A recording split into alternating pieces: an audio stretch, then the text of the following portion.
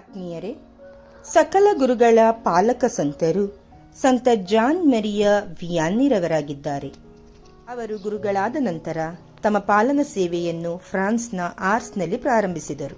ಆ ಸ್ಥಳದ ಸಣ್ಣ ತುಣುಕನ್ನು ನಿಮ್ಮ ಮುಂದೆ ಇಡಲು ಇಚ್ಛಿಸುತ್ತೇನೆ. ಈಗ ನೀವು ನೋಡುತ್ತಿರುವ ದೇವಾಲಯ ಇಟಲಿಯ ಸಂತ ಜಾನ್ ಮರಿಯ ವಿಯಾನಿರವರ ಪುಣ್ಯಕ್ಷೇತ್ರವಾಗಿದೆ. ನೋಡಲು ಬಹಳ ಸುಂದರವಾದ ದೇವಾಲಯವಾಗಿದೆ. ಹಚ್ಚ ಹಸುರಿನ ನಡುವೆ ನಿಂತಿರುವ ಭವ್ಯ ದೇವಾಲಯ ಇದಾಗಿದೆ.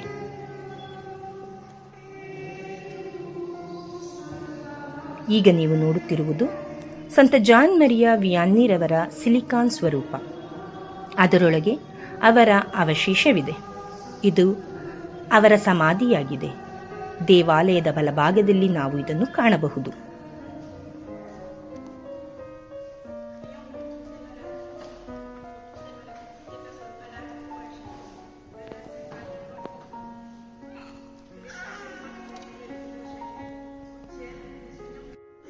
ದೇವಾಲಯದ ಮುಖ್ಯ ಪೀಠದ ತುಣುಕನ್ನು ನಾವು ಈಗ ಕಾಣುತ್ತಿದ್ದೇವೆ. ನಾವು ಅಲ್ಲಿಗೆ ಹೋದಾಗ ಬಲಿಪೂಜೆಯು ನೆರವೇರುತ್ತಿತ್ತು.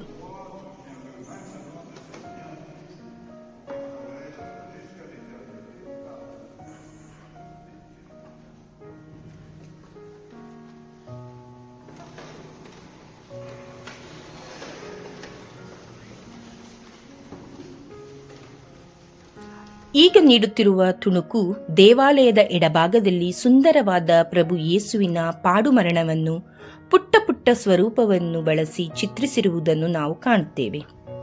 ಜೆರುಸಲೇಮಿಗೆ ಪ್ರಭು ಯೇಸು ಕತ್ತೆಯ ಮೇಲೆ ಸವಾರಿ ಮಾಡಿ ಅವರ ಶಿಲುಬೆಯನ್ನು ಹೊತ್ತು ಮರಣ ಹೊಂದಿ ಪುನರುತ್ಥಾನ ಹೊಂದಿದ ಸಂಪೂರ್ಣ ಚಿತ್ರಣವನ್ನು ಕಾಣಬಹುದು.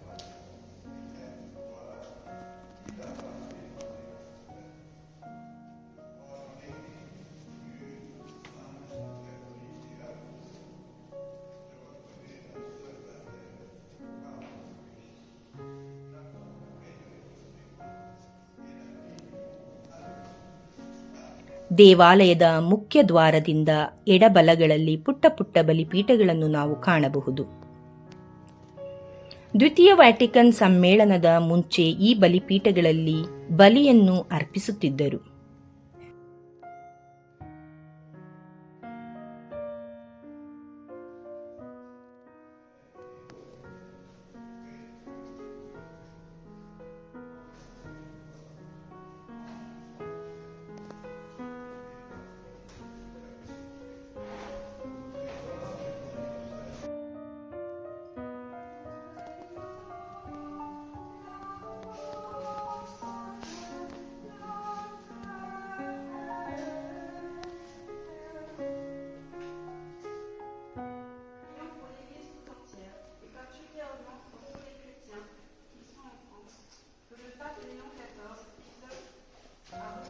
ಈಗ ನಾವು ಸಂತ ಜಾನ್ ಮರಿಯ ವಿಯಾನಿರವರ ಭವ್ಯ ಸ್ವರೂಪವನ್ನು ನೋಡುತ್ತಿದ್ದೇವೆ.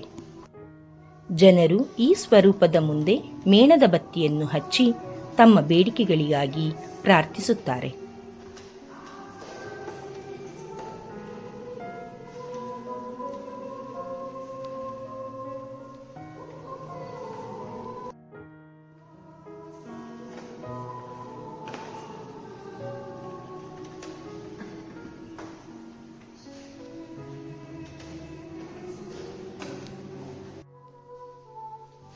ದೇವಮಾತೆ ನಿಷ್ಕಳಂಕ ಹೃದಯದ ಸ್ವರೂಪವನ್ನು ಚಿನ್ನದ ಬಣ್ಣದಲ್ಲಿ ಲೇಪಿತವಾಗಿ ಸುಂದರವಾಗಿ ಕಂಗೊಳಿಸುತ್ತಿರುವುದನ್ನು ನಾವು ಕಾಣಬಹುದು.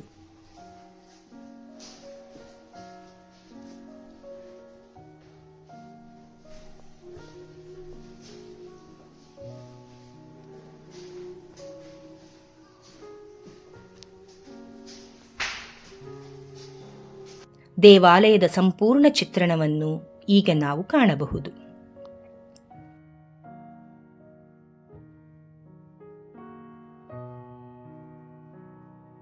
ಸಂತ ಜಾನ್ ಮರಿಯ ವಿಯಾನಿರವರ ಅವಶೇಷದ ತುಣುಕುಗಳನ್ನು ಈ ಚಾಪೆಲ್ನಲ್ಲಿ ಇಟ್ಟಿರುವುದನ್ನು ನಾವು ಕಾಣಬಹುದು.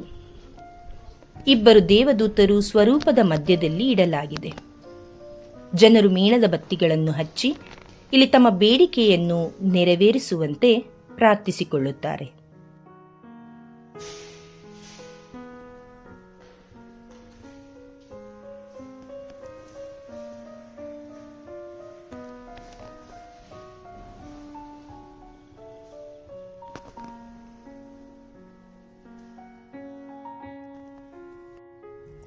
ಈಗ ಈ ವಿಡಿಯೋವಿನ ಮುಖ್ಯ ಭಾಗವಾದ ಸಂತ ಜಾನ್ ಮರಿಯ ವಿಯಾನ್ನೀರವರು ಜೀವಿಸಿದ ಗುರುನಿವಾಸ ವಿಶೇಷತೆ ಏನೆಂದರೆ ಅವರ ಸಂಪೂರ್ಣ ವಸ್ತುವನ್ನು ಸಂಗ್ರಹಿಸಿ ಇಟ್ಟಿದ್ದಾರೆ.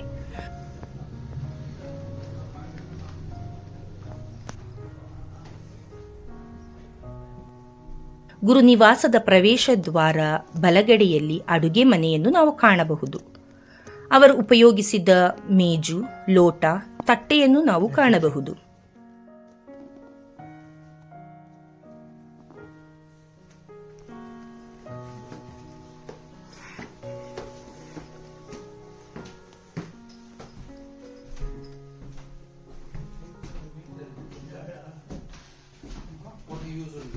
ಹಾಗೆ ಮೇಲಕ್ಕೆ ಮೊದಲನೆಯ ಮಹಡಿಗೆ ಹೋದರೆ ಅವರು ವಾಸಿಸಿದ್ದ ಕೋಣೆಯನ್ನು ನಾವು ಕಾಣಬಹುದು. ಅವರ ಭಾವಚಿತ್ರ, ಮಲಗುವ ಮಂಚ, ಅಧ್ಯಯನದ ಮೇಜು, ಅವರು ಉಪಯೋಗಿಸಿದ ಟೋಪಿ, ಶೂ, ಪುಸ್ತಕಗಳು ಹಾಗೂ ಮತ್ತಿತರ ವಸ್ತುಗಳನ್ನು ನಾವು ಕಾಣಬಹುದು.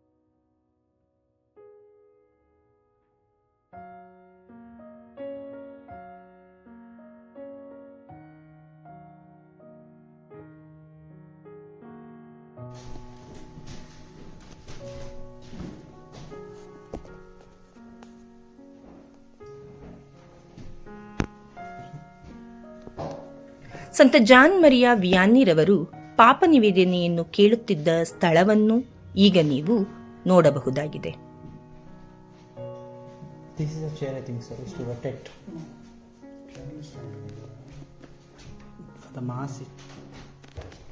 ಅವರ ಅಂಗಿ, ಪೂಜಾ ವಸ್ತ್ರ, ಉಪಯೋಗಿಸಿದ ಕೀಲಿ, ಛತ್ರಿಗಳನ್ನು ನಾವು ಕಾಣಬಹುದು.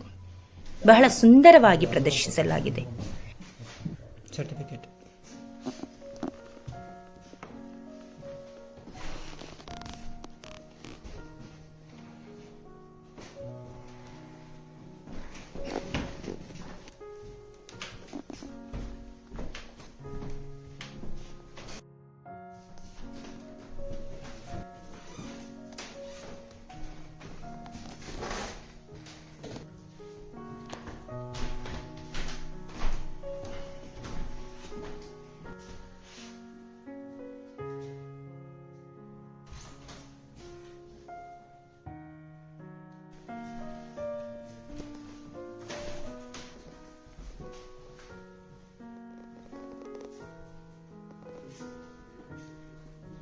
ಇನ್ನೊಂದೆಡೆಯಲ್ಲಿ ಅತಿಥಿ ಗೃಹಗಳನ್ನು ನಾವು ನೋಡಬಹುದಾಗಿದೆ.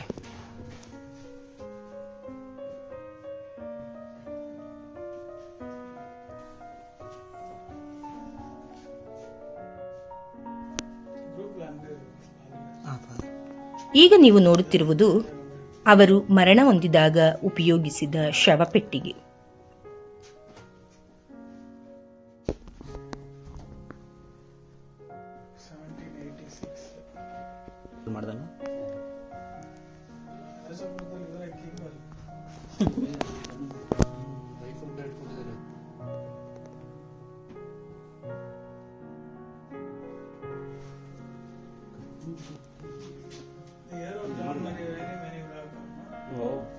ಮತ್ತೆ ಮೇಲುಗಡೆ ಇರುವುದು ಅಡುಗೆ ಮನೆ.